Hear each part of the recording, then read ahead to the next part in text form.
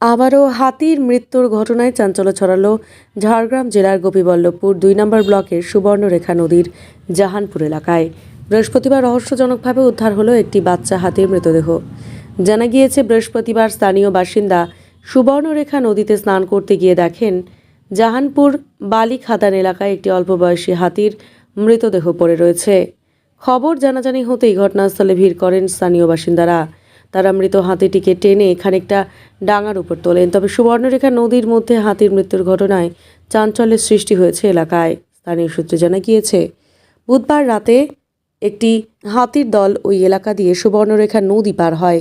যে দলটি বৃহস্পতিবার সকাল থেকে বেলিয়াবেড়া এলাকায় ঘোরাফেরা করছে। অনুমান, মৃত বাচ্চা হাতিটি ওই দলেরই। দল হাতির মধ্যে সুবর্ণরেখা নদী পারাপার করতে গিয়ে হাতিটি নদীর পলিতে কোনো কারণে আটকে মারা যায় বলে প্রাথমিকভাবে অনুমান করা হচ্ছে। বন দপ্তরের কর্মীরা ঘটনাস্থলে পৌঁছে হাতির মৃত্যুর প্রকৃত কারণ জানতে তদন্ত শুরু করেছে। কি করে মারা গেল হাতিটা? ওই নদী পার হতে হতে, ছোট বাচ্চা তো, আর জল আছে নদী অনেক, নদী পার হতে হতে ও পিছনে মনে হয় রয়ে গেছে, জলে ডুবে গেছে। তারপরে একে তাও টানাটানি করে আনছে ডাঙায় আসতে মারা গেছে। হ্যাঁ, অনেকে হাতি থাইলা। হ্যাঁ, হাতি মনে হয় 25-30টা থাইলা। ই করি সেটা তো যতপর জল তো অনেক আছে না, হাতি বাচ্চা বি 4-5টা আছে। বাচ্চা যতপর এ বাচ্চাটা কতবার পুচকি গেছে তাই বুঝি পারেননি। বুঝে তারপরে যতপর যাই করি সে বাচ্চাটাকে ধরি আনতেও জল টল খাই অনেক তপরখানা হয়েছে। তারপরে ঘুরে আসি তো ডাঙায় মারা যাইছে। সেটা ছাড়িয়ে আসছিলানি তার মাটা, অনেক শব্দ রাত্রি দিয়ে আবার ঘুরে যাইছে। রাত্রি গোটা রাস্তাটা কাহাড়ি যাইছে তার মা। সে টপ গাড়ি আনু জাহানপুর আসছিল পাশে আসি করি ও পাশে তো নদী পাড়ি তো মারা যাইছে।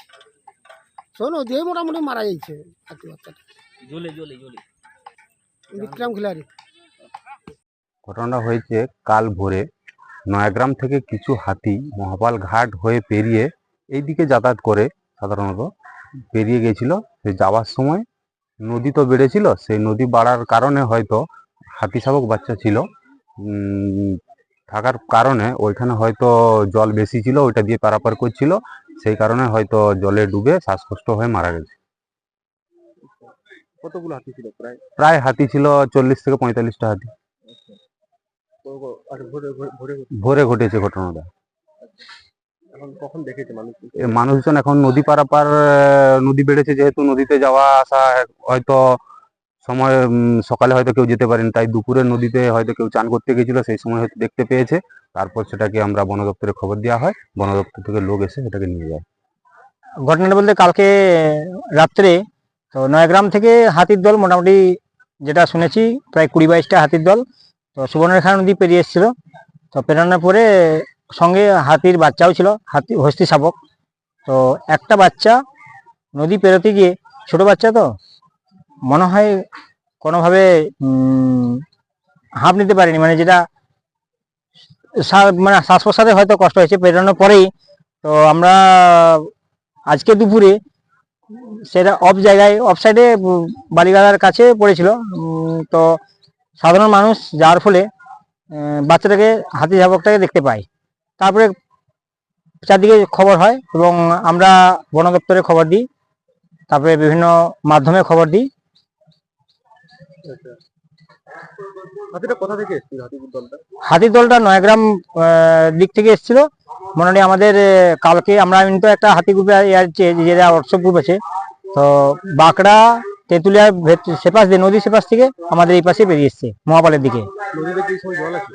নদীতে এসছে, আছে মোটামুটি জল আছে। তার কারণে কি বেরোতে পারে? হ্যাঁ, সেইটা হবে যে সাঁতার, ছোট বাচ্চা তো অ্যাকচুয়ালি নদীটা অনেক চওড়া, তো সাঁতার কাটতে কষ্ট হয়েছে। বন দপ্তর কি নিয়ে গেছে? বন দপ্তর হস্তি শাবকের দেহ নিয়ে গেছে, ওটা জাহানপুর ঘাটের সোজা। সুবর্ণরেখা নদী। সুবর্ণরেখা নদী জাহানপুর ঘাটের সোজা। আপনার নাম? আমার নাম কিশোর কুমার রক্ষিত।